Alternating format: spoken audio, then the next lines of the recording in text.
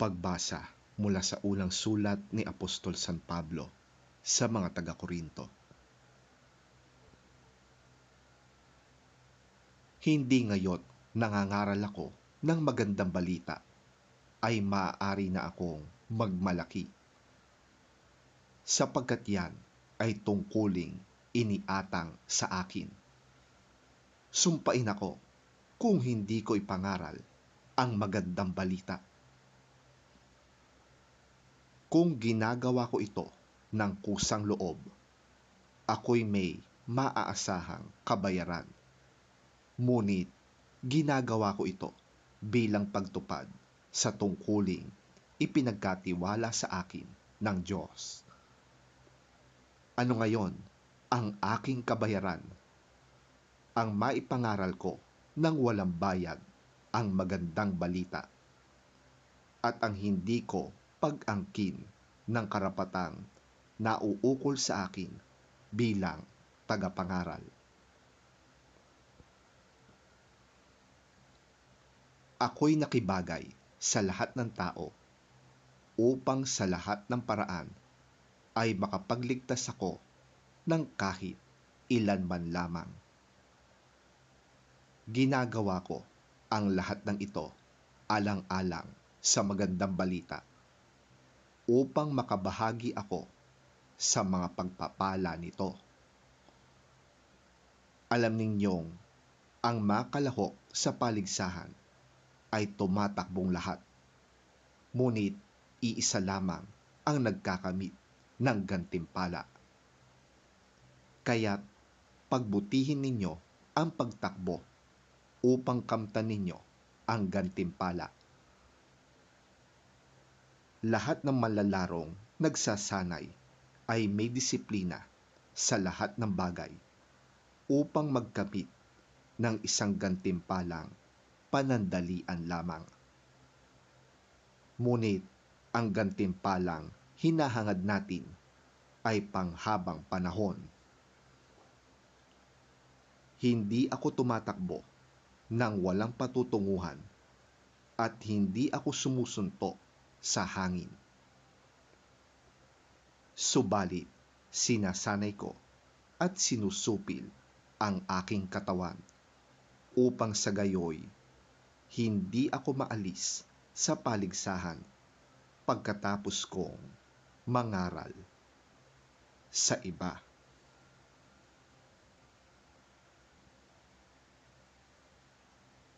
Ang salita ng Diyos.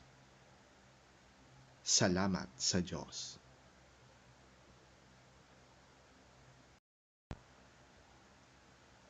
Ang mabuting balita ng Panginoon ayon kay San Lucas. Papuri sa iyo, Panginoon.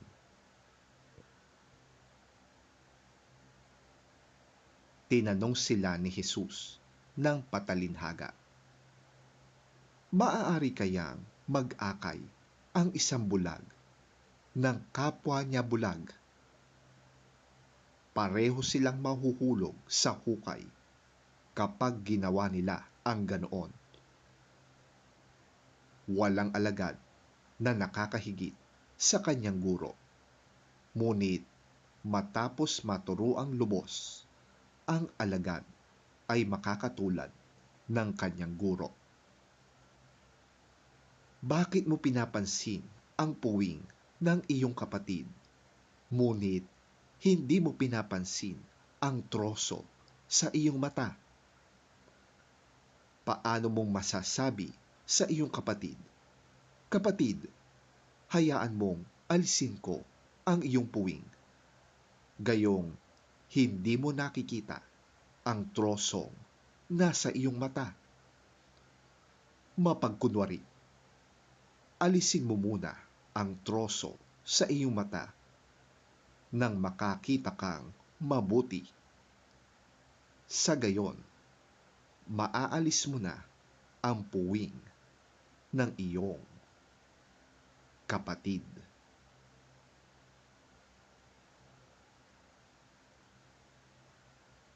Ang mabuting balita ng ating Panginoon. Pinupuri ka namin, Panginoong Hesukristo. he also told them this parable. Can the blind lead the blind? Will they not both fall into a pit? The student is not above the teacher, but everyone who is fully trained will be like their teacher. Why do you look at the speck of sawdust in your brother's eye and pay no attention to the plank in your own eye? How can you say to your brother, "Brother, let me take the speck out of your eye," when you yourself fail to see the plank in your own eye? You hypocrite!